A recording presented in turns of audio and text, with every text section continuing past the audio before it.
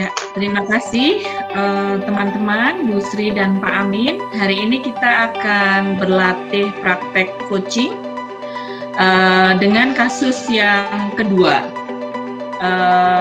Untuk hari ini coach kita yaitu Pak Agus Amin ya. Dan ya, coachnya Bu Sri Haryanti. Kemudian saya sebagai pengamat di kasus kedua ini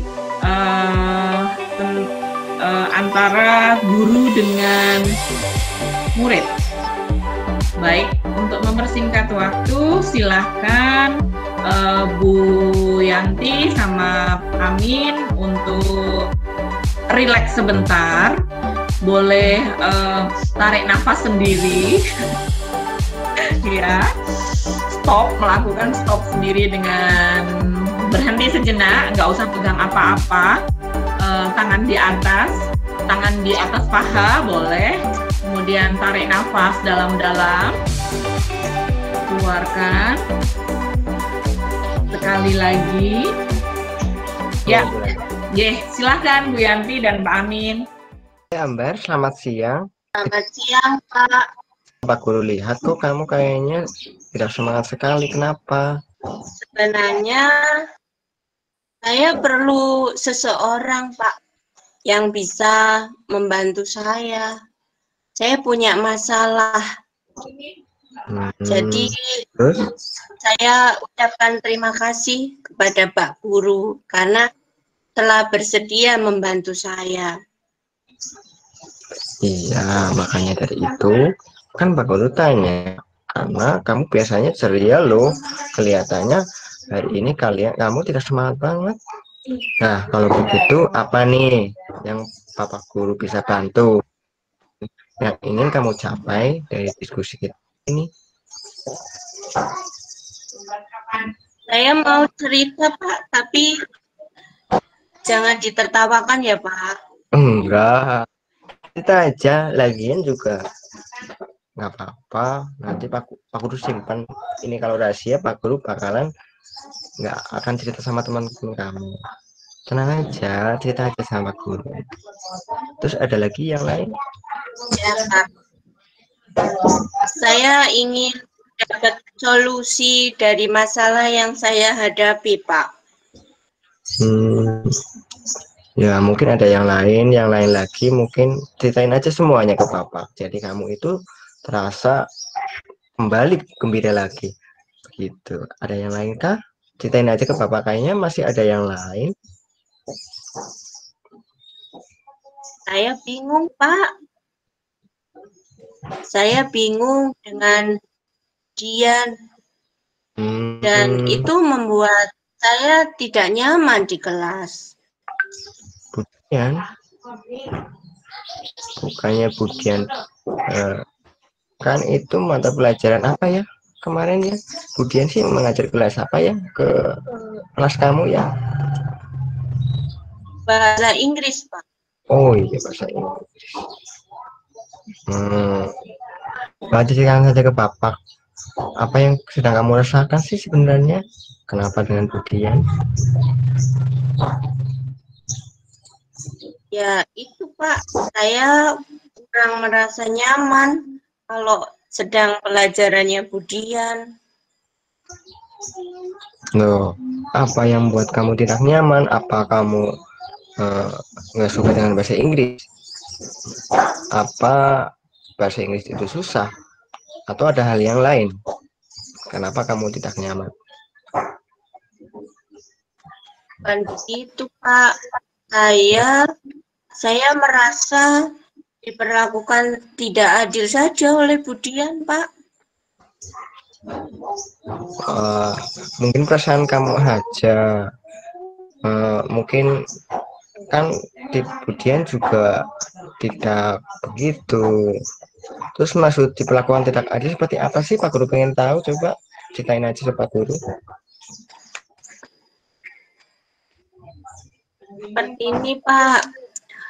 Budian kan ada ini ya, Pak, punya les privat gitu. Ya, tahu ya. Teman-temanku itu banyak yang ikut. banyak yang ikut les. Tapi saya tidak ikut lesnya, Pak. Oh begitu. Oh iya Pak, Guru juga tahu Budian itu membuka les privat di rumah. Oh ya, kamu kan rumahnya jauh ya dari tempat Budian, makanya kamu nggak ikut les ya? Hmm, Iya, iya. Pak. Di samping itu juga orang tua saya tidak punya biaya buat bayar kalau saya les, Pak. Ya udah, kamu kan anak pintar, jangan patah semangat. Walaupun kamu tidak ikut tes, kamu harus terus belajar. Terus ada lagi nggak ya kamu pikirkan lagi? Tapi Dian kalau di kelas itu sering menyindir, Pak. Sering menyindir kepada murid yang tidak ikut lesnya, Pak. Jadi saya merasa bagaimana ya, Pak?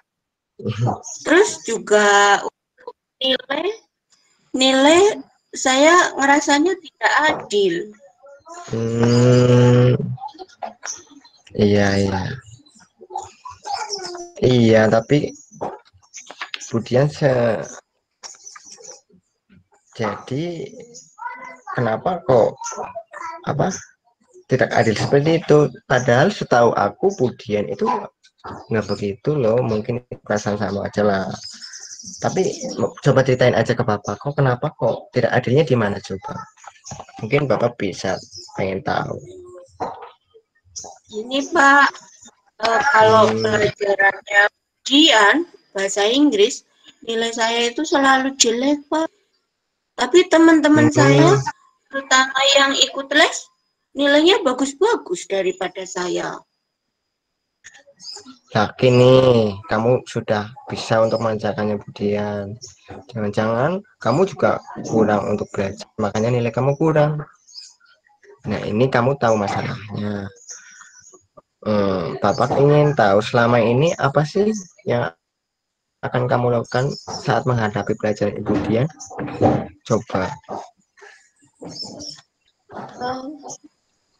Saya kalau mengikuti pelajarannya Budian, saya kan tidak begitu suka bahasa Inggris, Pak.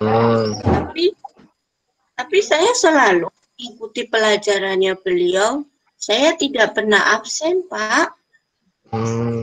Tapi saya tidak sukanya dengan pembelajarannya Budian karena Budian itu hanya memberikan tugas terus. Oh, begitu. Kemudian kalau menjelaskan materi juga kurang, Pak. Oh, begitu. Tapi saya kan sudah ini ya, Pak, sudah berusaha mengikuti pelajarannya dengan baik. Tapi kenapa ya, Pak, nilai saya itu kok selalu jelek, selalu lebih rendah daripada teman-temannya? Apa karena saya tidak ikut les, jadi saya tidak diberi nilai yang bagus? Kamu jangan sehudon dulu. Kamu mau tahu bagaimana sih pelajaran yang lain pelajaran Ibu Dian? Coba ceritain kalau pelajaran lain gimana? Kalau pelajaran untuk Bapak atau Ibu guru yang lain, saya merasa nyaman, Pak. Saya juga punya nilai yang lebih bagus daripada teman lain. Bahkan saya sering unggul sendiri.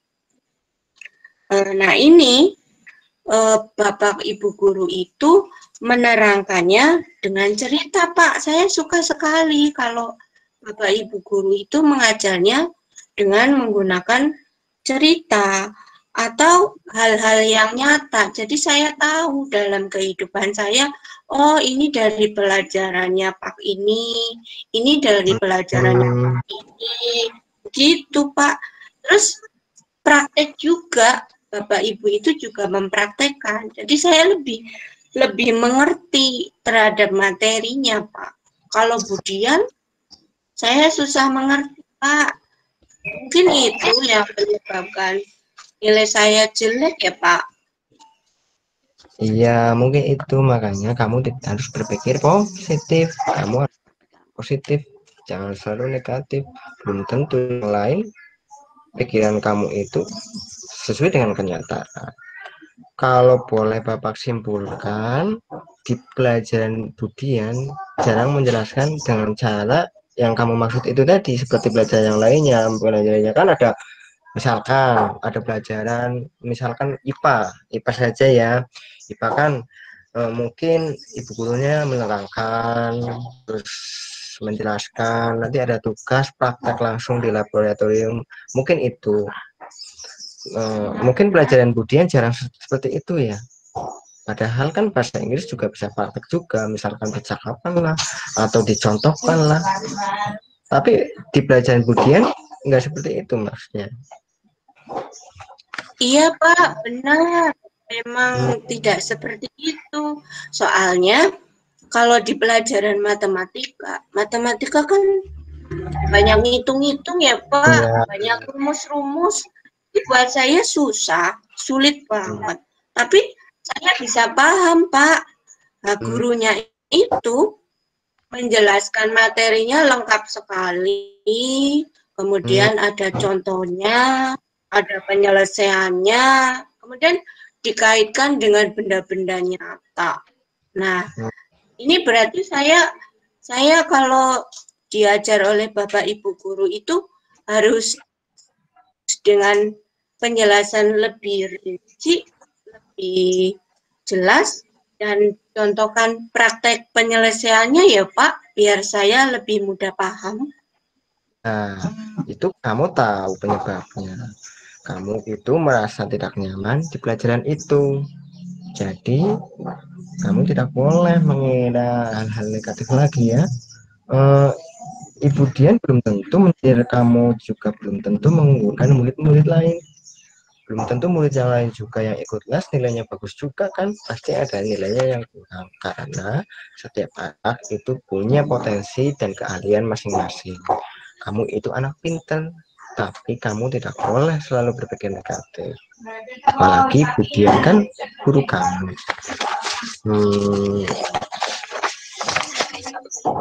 Terus ada lagi nggak yang mungkin kamu pikir yang menjadi hambatan kamu saat pelajaran Budian? Mungkin ada yang lain, atau mungkin ada yang belum diceritakan lagi. Gak apa-apa, ceritain aja. Pak Guru nggak mungkin, tenang aja, Pak Guru nggak mungkin cerita sama Budian, walaupun Budian itu teman baik Pak Guru.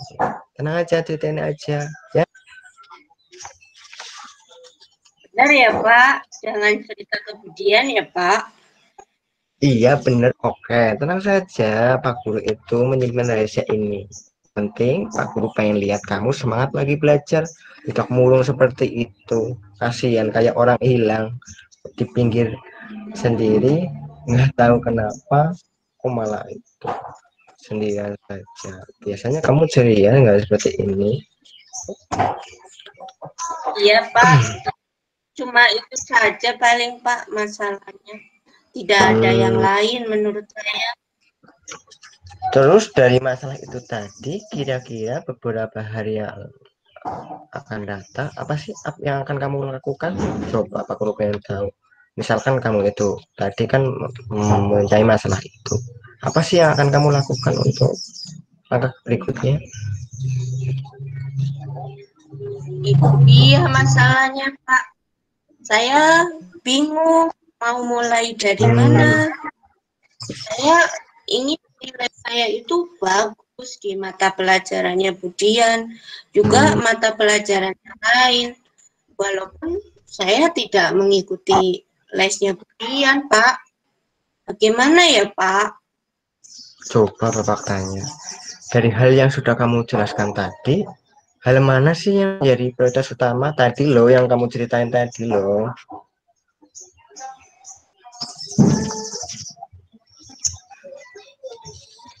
Mungkin saya akan mengajukan pertanyaan, Pak.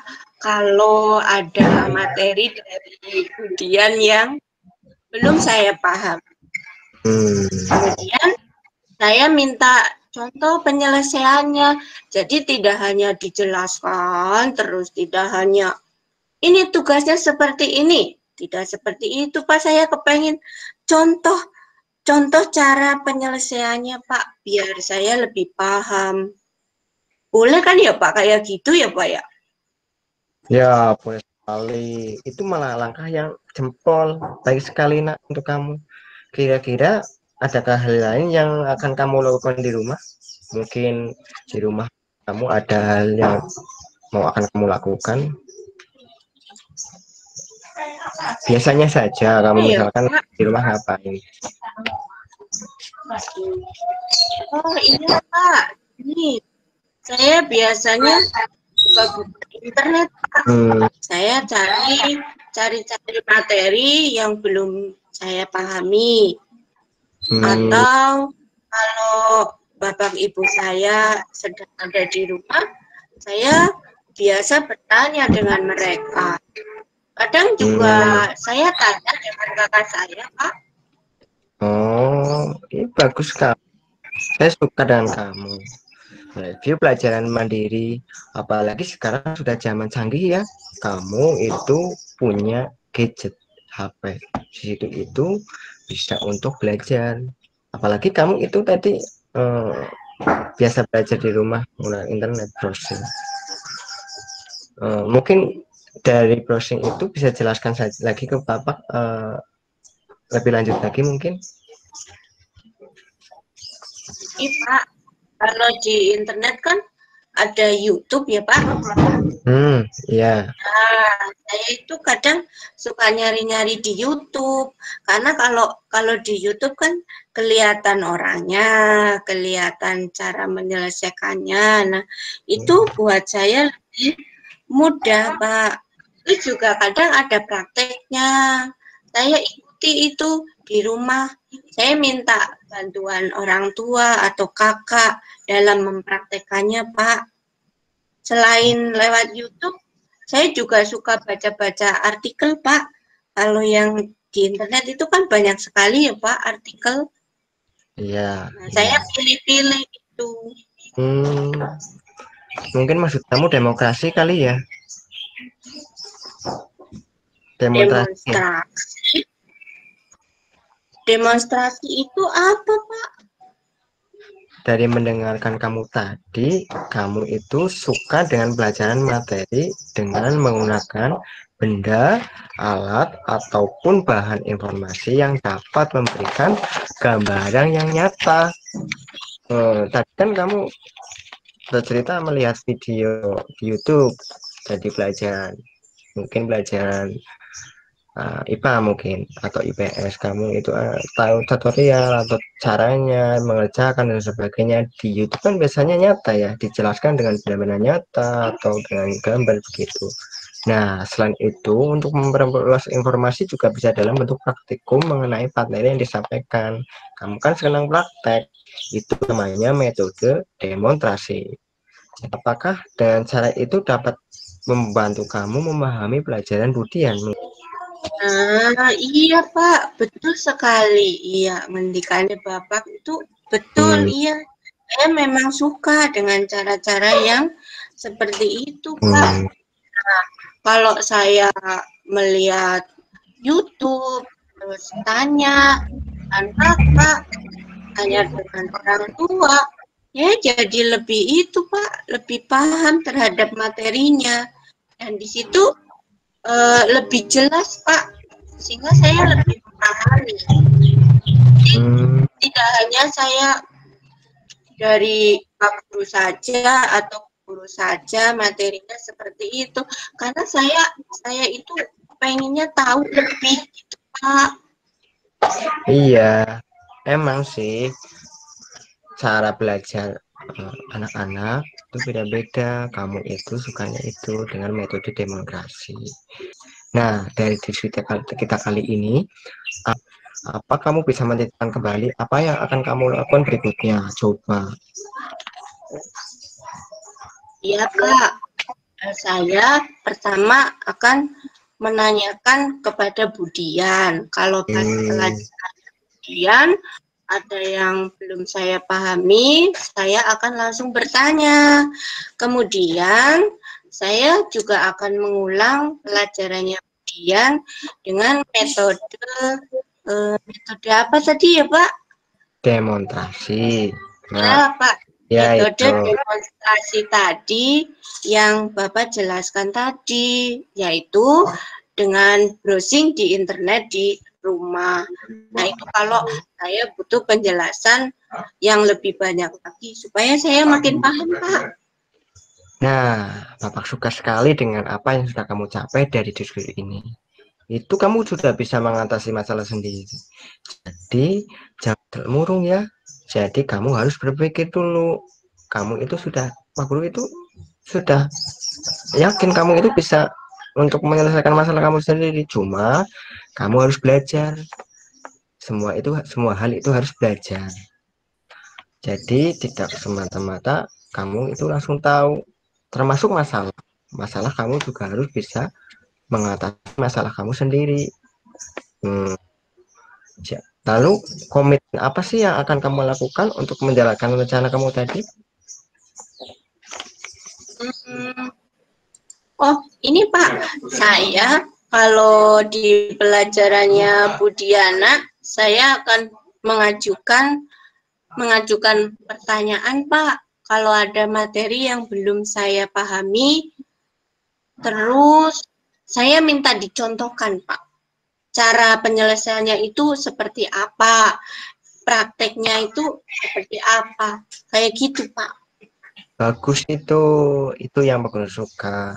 Kamu harus berani. Jadi tahu ketika lagi belajar Bu Diana, kamu tidak tahu, kamu jangan diam, kamu harus berani bertanya. Saya yakin Bu Diana itu pasti mau menjawab. Kamu harus berani untuk bertanya kepada Bu Diana, ya. Siapa yang akan membantu kamu menjalankan komitmen kamu? Siapa ya Pak? Oh ini Pak, Aziza dan Doni Pak. Nah kita itu sama-sama kadang juga kurang paham dengan materinya Budiana. Nah, kita juga sama-sama suka tadi Pak pakai metode demonstrasi tadi. Iya. Tadi. Ya, kemudian saya juga meminta Aziza dan Doni untuk mengingatkan terhadap komitmen saya supaya saya tidak lupa Pak. Iya. Bagus sekali itu. Kamu itu idenya sangat bagus sekali. Dan Bapak yakin kamu bisa. Semangat ya, kan kamu bisa. Semangat. Makasih Pak, insya Allah Pak saya semangat. Terima kasih ya Pak Guru. Baik Pak Guru mau lanjutkan ya ke kantor. Ya, terima kasih Bu Yanti dan Pak Amin. Waktunya 30 menit. Tadi jam 9 lebih 5 menit. Dan ini lebih dari jam 9.31. Saya belum memberi pengamatan sampaian waktunya. Jadi secara umum sudah baik. Coach tadi Pak Amin itu tadi sudah menerapkan salah satu keterampilan utama yaitu coaching. Kemudian keterampilan mendengar. Kemudian Pak Amin tadi menjadi coach yang baik, lebih banyak mendengarkan coaching dan sedikit berbicara. Kemudian dari Bu Yanti dan Pak Amin, ini sudah menerapkan 4 langkah coaching, yaitu Tirta, tujuan, identifikasi, rencana aksi, dan tanggung jawab. Yang pertama yang di tujuan tadi, saya melihat dalam praktek tersebut, coach sudah terlihat menyampaikan tujuan dari diskusi yang dilaksanakan dengan memberikan pertanyaan yang mengeksplor, sehingga coach dapat menyebutkan dari tujuan. Misalnya tadi ada kata-kata kayak gini dari coach-nya, apa nih yang Bapak Guru bisa bantu dan yang ingin kamu capai dari hasil diskusi kita hari ini. Nah itu merupakan penyampaian tujuan coaching dari coach. Kemudian coaching-nya bagaimana? Coaching-nya bisa menjawab dengan pertanyaan yang disampaikan oleh coach-nya dengan kalimat yang tadi saya tangkap, saya ingin Pak dapat solusi dari masalah yang saya hadapi, begitu. Kemudian di langkah Tirta yang kedua, di identifikasi, saya menangkap coach-nya ada beberapa pertanyaan mengarah ke identifikasi. Misalnya ada kata-kata Pak Amin tadi yang coba ceritakan saja ke Bapak apa yang sedang kamu rasakan saat ini? Terus ada lagi saya tangkap, loh, apa yang membuat kamu tidak nyaman? Kemudian ada lagi yang terpenting yang agak saya tangkap lebih jelas itu, Bapak ingin tahu selama ini apa yang sudah kamu lakukan saat menghadapi pelajaran Ibu Dian. Apa kamu yakin nilai kamu baik? Nah, itu menurut saya itu identifikasi. Kemudian ada lagi bagaimana untuk pelajaran lainnya selain pelajaran Ibu Dian. Jadi Pak Amin itu mengidentifikasi, membandingkan, mengcompare dari pelajaran Bu Dian dengan yang lain. Kemudian pertanyaan yang diajukan oleh coach itu bersifat terbuka sehingga coach bisa memberikan respon dengan lancar, jadi memberikan jawaban-jawaban yang lancar, tidak ya dan tidak, tadi sama disampaikan oleh Bu Yanti, jadi dia bisa mengeksplor jawabannya, memberi pilihan-pilihan. Kemudian di rencana aksi, dalam praktek tersebut, coach juga melaksanakan langkah yang terlihat pada pertanyaan, kira-kira beberapa hari ke depan apa yang akan kamu lakukan? Nah, itu sudah mengarahkan ke coach untuk apa nih ke depannya. Kemudian hal yang sudah kamu jelaskan tadi, hal mana yang menjadi prioritas utama. Kemudian ada lagi kata-kata dari Pak Amin, kira-kira adakah hal lain yang akan kamu lakukan di rumah? Jadi rencana aksi di sekolah apa, di rumah apa. Kemudian terlihat di situ coach memberi pertanyaan yang bersifat terbuka dan reflektif, jadi tidak menggurui, tidak mengarahkan, pilihan kata-katanya menurut saya itu pas untuk anak-anak sekolah dasar gitu. Coach memberikan pertanyaan yang mengarahkan coach mengambil keputusan secara mandiri. Selain itu, coach juga memberi umpan balik terhadap jawaban yang diberikan oleh coach. Nah, umpan baliknya yang saya tangkap adalah, nah, ini nih yang Bapak berusaha dengan kamu mereview dan belajar mandiri menggunakan media belajar yang kamu suka, karena coachnya tadi belajar mandiri dengan menggunakan internet. Kemudian, langkah keempat dari Tirta yaitu tanggung jawab. Langkah tanggung jawab dalam praktek coaching ini terlihat dari pertanyaan, apakah kamu bisa menceritakan kembali apa yang akan kamu lakukan berikutnya? Kemudian komitmen apa, itu sudah muncul, tadi Pak Amin menyatakan komitmen apa yang akan kamu lakukan untuk menjalankan rencana kamu tadi. Kemudian dari pertanyaan tadi, Pak Amin, coach mampu membuat komitmennya secara mandiri, dengan kata-kata, saya akan bertanya kepada Ibu Dian mengenai materi yang saya belum paham. Jadi coachnya mengarah bertanya dengan Bu Dian, namun saya juga akan mengulang pelajaran Ibu Dian dengan metode demonstrasi yang Bapak jelaskan tadi. Jadi Bu Yanti sudah mengarah untuk melakukan hal-hal yang bertanggung jawabnya dengan bertanya ulang dengan Bu Dian, kemudian melakukan demonstrasi. Kemudian ada lagi yang saya tangkap, coach menanyakan siapa yang akan membantu. Jadi ada tanggung jawab di situ selain belajar mandiri, bertanya lagi ke Bu Dian, kemudian menunjuk. Jadi melaksanakan komit itu bagaimana, coachingnya. Jadi coach bertanya siapa yang akan membantu kamu menjalankan komitmen kamu. Nah, ini menurut saya sudah menunjukkan atau memberikan pertanyaan umpan balik mengenai komitmen coach dalam menjalankan rencana aksinya. Nah, itu yang dikatakan dengan langkah keempat, yaitu tanggung jawab. Mungkin itu saja pengamatan saya, Bu Yanti dan Pak Amin. Terima kasih. Terima kasih, Bu Maya. Yeah.